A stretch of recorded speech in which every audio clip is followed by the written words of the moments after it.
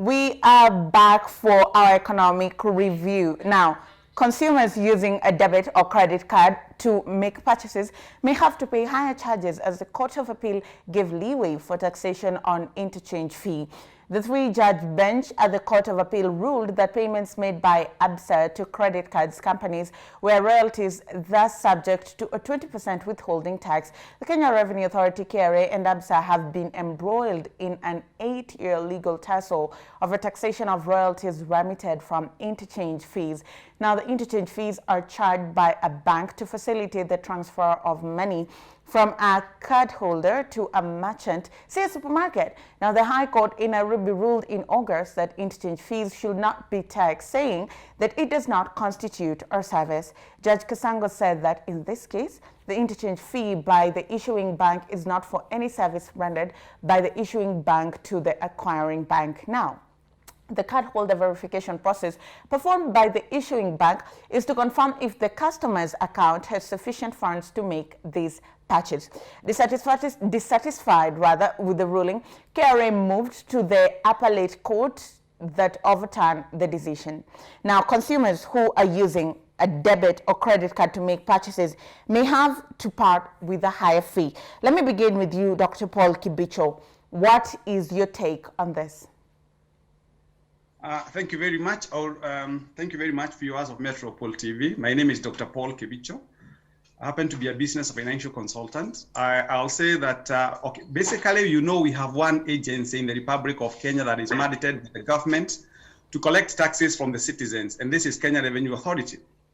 My take is that customers will be the casualty in this particular case, and beyond that, the bank as well will suffer, because some customers may say, we are not going to use anymore your debit cards and credit cards, therefore denying them what we call the much needed income for the organization.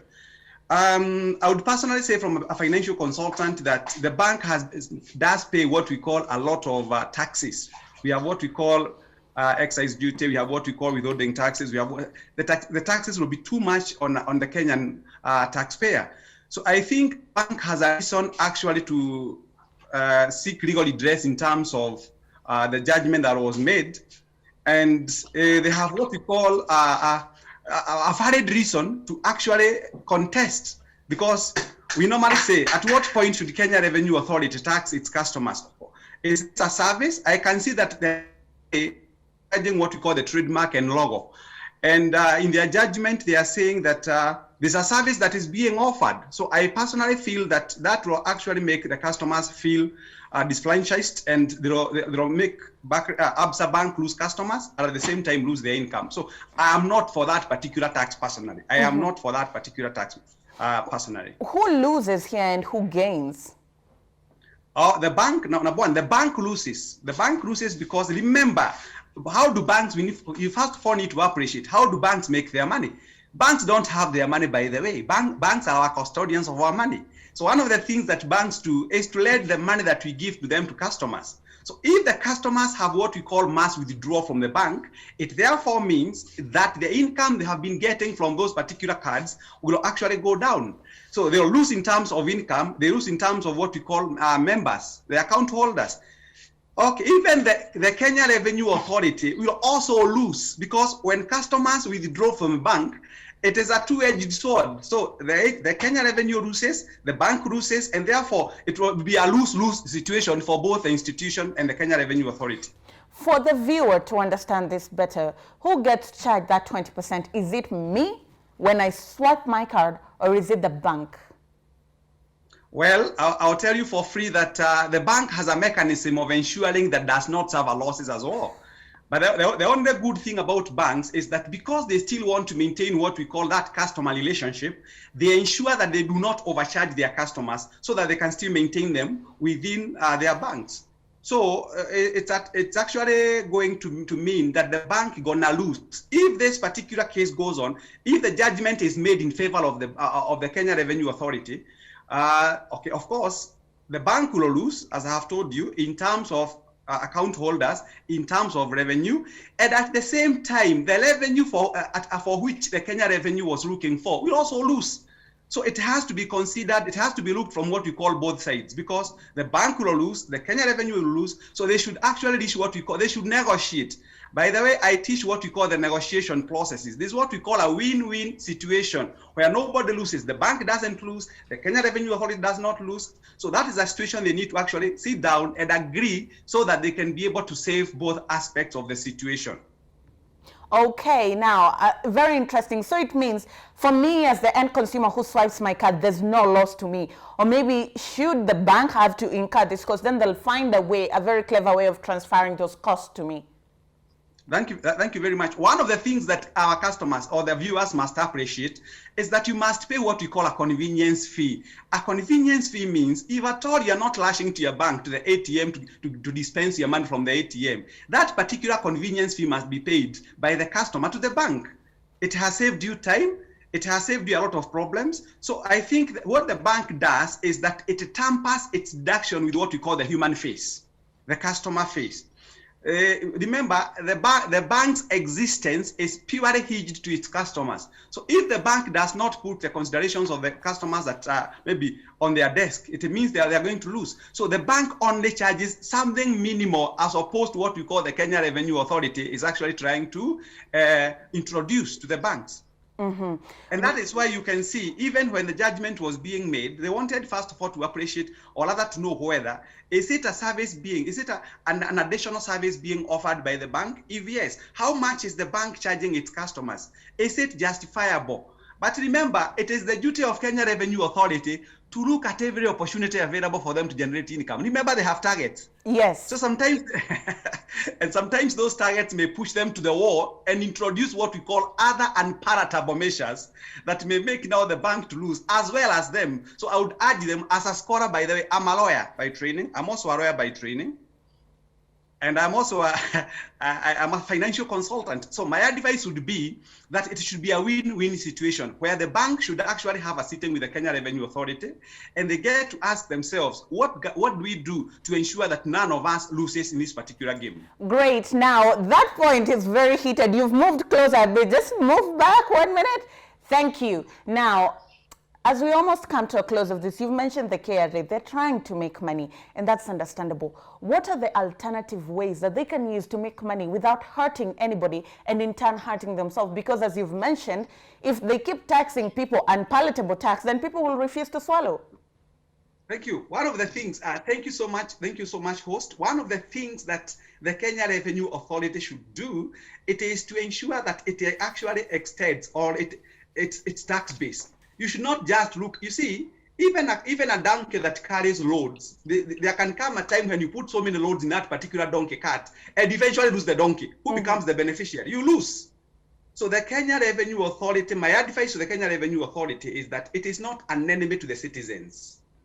And since the banks have been paying their taxes on time, and the banks have been known to be paying their taxes on time, the only thing that they could have done is to reach a consensus, both of them, to see whether they can come up with what we call a people-friendly tax regime that does not jeopardize the very people that they want to tax, or at the same time, they look for other avenues of ensuring that those people who were paid paying taxes are paying taxes, as opposed to looking for the weak link. Because the weak link here means, because the banks have been able to bring their customers together, they want to take it as an advantage because they have been gathered people by the banks to come and, of course, give them a further whipping, which is not right. Mm-hmm. So the government, as a matter of advice, should look for other avenues to look for income or for the taxes, as opposed to actually penalizing the people who are tax-abiding organizations and institutions. Great. Now let's move on to our second story, where President Uhuru Kenyatta has emphasized the government's commitment towards the implementation of the integrated transport network projects in Nairobi to cap the huge losses Kenyans face due to traffic congestion. The president made these remarks during the launch of the revamped Nairobi commuter rail service and the refurbished diesel multipurpose unit, adding that the system will offer alternative modes of transport. Furthermore, the government plans to extend the railway transport service to the Jomo Kenyatta International Airport within the next 12 months. George, let's begin with you. As a logistic expert, what are the advantages of putting a rail system within the city? Thank you very much. Good morning, everyone. This should have come earlier. Rail as a mode of transport, particularly in the city situation, is something that is highly welcome. Why do I say this? I say this because the city of Nairobi at the moment is congested. The wheels of trade are not moving as fast as it should. Nairobi is a city where everyone comes to trade. And if we cannot move as fast as we should, the government does not gain, the individual does not gain, and the country loses because we are staying so long on the roads. Now, coming back to what the president launched, it means, and if we can do it in particularly all the major routes, then it means we can have one single vessel carrying thousands and thousands of people together. That means we can organize it to have it cheaper, we can have it secure, we can have it scheduled, which means you can leave thicker at 8 in the morning and within 30 minutes or 25 minutes, you are in Nairobi. You can live in Naivasha and work in Nairobi, further decongesting the city. You can live in Nakuru. In other countries, people live as far as Kisumu or Kisii and still work in Nairobi because they have those systems which can carry so much and so fast. We have not gotten there yet. So the gains that we are likely to get as a country are myriad, which have multiplier effect in the various sectors of the economy. Now, before we jump the gun and start celebrating, because I would also love to live in Siaya and work in Nairobi, rent is not a joke. But how practical is it? Bearing in mind the topography of Nairobi, the urban planning that we've seen this far, how practical or how easy or difficult will it be to actualize this, and particularly to ensure it plies as many routes as possible? It's very nice to dream and think of all these things, but it's not so far because other people have done it. What we need to do is just cut and paste what is possible for us. Of course, in terms of investment, is huge. There's huge capital outlay that the government has to think about. But going to I believe that pieces that can be done. If that is not possible, then we can do what we call light rail. Light rail means we can have trams, roads, rails running just beside our roads, but in the major arteries of our city. Say one leaving the eastern part of the country into the city center, another leaving, say, Limuru or beyond into the city, and another leaving Gong into the city, Thika into the city. We can start with those four. We see how they go, but I can tell you, the gains that we may have in terms of what my brother Badi is struggling with to decongest the city will be so much that I think we will have sorted out over 50% of our congestion, particularly on transport issues in the city. Then we can link it with the other areas of the congestion that we desire. Dr. Kibicho, let me bring it to you. I want you to put money on this because they say time is money. And Nairobians spend a lot of time in traffic. Also, Nairobi has sort of, it's an ideal destination, but it's slowly losing its glory and appeal because everywhere you turn, there are people. The city is congested, rent is skyrocketing because of demand. What sort of good would this type of investment do to both the people of this country and the economy of this country? Dr. Kibicho? Okay, as I try to get Dr. Kibicho, George, if you don't mind, please take that.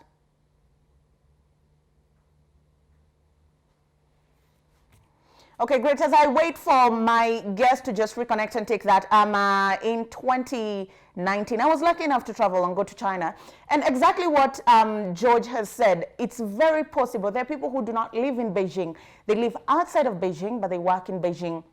Because of these transport systems, it's a very integrated transport system where you have rail, you can use the BRT system, you can use your personal car, and as George had mentioned, the infrastructure that is needed, it takes a lot of capital. It's a very capital intensive project, but when it's actualized, then you see the benefits because Buses have their own route, so there's no traffic. Rail has its own route. Personal cars have their own route. George, I can see your back, and I was just trying to put into context how it works in places like China, where they've actualized this. And I want you to put money on this, because they say time is money, and Nairobians lose up to 7 million shillings a day in traffic. What would this mean for the general economy, not just of Nairobi, but of the country and for the people? When you can trade, when you can move faster, you can get to your destinations fast. You can transact very quickly. You are in Thika, you are in Machakos, you are in Limuru, you are in Naivasha. You can move into the city, do what you're doing, move back. You can bring stuff into the city. Say you have your mangoes, you're bringing them into the city. Within 10, 15 minutes, you have offloaded and you are getting back. Someone else comes to pick whatever they are picking. The wheels of trade are moved faster, and we end up achieving higher customer services to our clients. We end up living a happier life than staying in traffic for 1 hour, 2 hours. And I want to correct you. The figure is not 7 million. The figure is in billions that we lose. The time is in years that we lose every day. Can you imagine every single Nairobian losing maybe 1 hour or 2 hours every single day? When you multiply it, it's in years per day. It's in billions or very high millions per day. So by doing this, the gains are there for everyone to see in very simple terms. Before we even think in terms of the other effects that it will have in the long term, including people living very far off the city to come and benefit from what the city has to offer in the short and long term. Okay. So yes, there are these. But again, coming back to your question, the government has to think very carefully and clearly on where to get the funds to be able to have these things functioning the way they should. My take at the moment would be, let us go small, let us go clean, let us remove corruption from all these things as much as we can. Then we are able to at least start from the major arteries before we even go into large rails within the city center. That way, we will have ease that will allow us to think through other opportunities that this may offer us. Great. Now, earlier on, you'd mentioned that this is a very capital-intensive infrastructural project. I want to find out from you. You've said they must be careful where they get the money from, but it's money that they have to pay back. Then how do they reconcile the costing of it so we ensure all Nairobians can afford to use this mode of transport, but it's still profitable enough to pay itself back? That's a matter of economics. I won't delve so much into this, but that's a matter of saying. If we can look at the corruption in the sector itself, forget about the other sectors. Corruption in the sector itself, the transport sector itself, and pull up those resources and put it in this. I don't think we need to borrow so much from anyone else. We can use our own resources. Then what my brother Kibicho was talking about of the taxes can increase or be maintained where they are, but the society sees the gains that those taxes collected are doing. I am sure people will be prepared to pay tax. And I don't think KRA is collecting tax from where all the other sources they need to collect from. People will be so willing to pay taxes. This has happened in other countries where people pay tax willingly, and it's not an issue because they see the gains that those taxes bring to them, the services that is availed to them. Now, who are the people that the government can partner with to actualize this in a fast way, cost-efficient way, and also a very efficient way, so that we take out government bureaucracy? In the private sector, who are some of the people that the government can approach to work on this project with? there are people who are already heavily invested in the transport sector. And the transport sector itself, I can tell you, can run itself as it is. It's just disorganized, in my opinion. The government can lead in organizing the transport sector such that the funds that are already in the transport sector can be invested in the system of the rail, so that we have private partnerships with the government, PPPs, organized PPPs where we have local participate. We can have internationals also participate, as long as the math gives in some investment returns to the individuals or to the organizations. This is something that people need. This is something that people are prepared to pay for, and they are paying for in the confused state. So I don't think if the government takes a serious lead on it, we will have people participate. Mm-hmm. Okay, now we want to take a short breather. When we come back, so much more lined up for you. We'll be picking up some of the other topics that have been making headlines with our panelists, Dr. Kibicho and George Mboyer. Stay with Metropole TV.